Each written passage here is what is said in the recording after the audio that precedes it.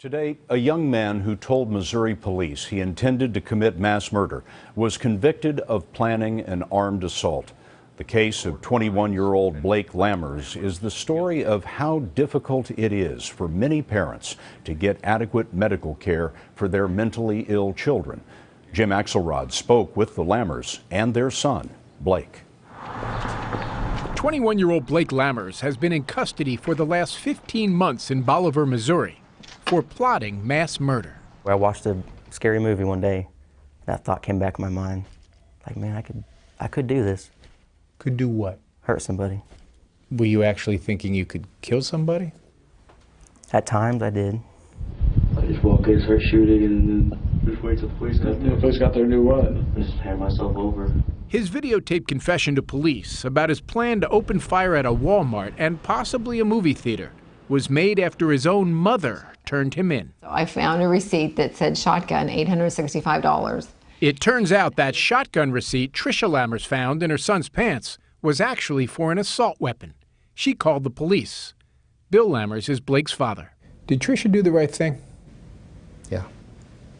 And I'll tell you why. Our son is still alive today, and no one else was hurt. Blake's parents first noticed changes in their son's mental state when he was 16.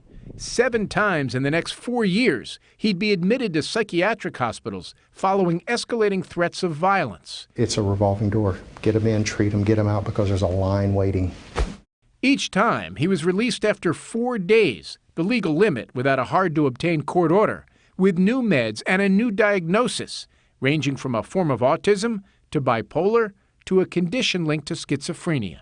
Do you consider yourself mentally ill?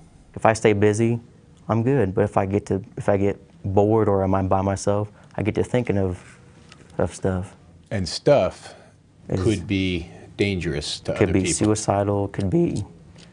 And it could be homicidal. Mm-hmm. But he was never involuntarily committed during his 7 trips to mental hospitals, so nothing came up on his background check, and he was able to go into Walmart and buy 2 AR-15 style rifles, similar to the gun used in the Colorado movie theater shooting and in Newtown.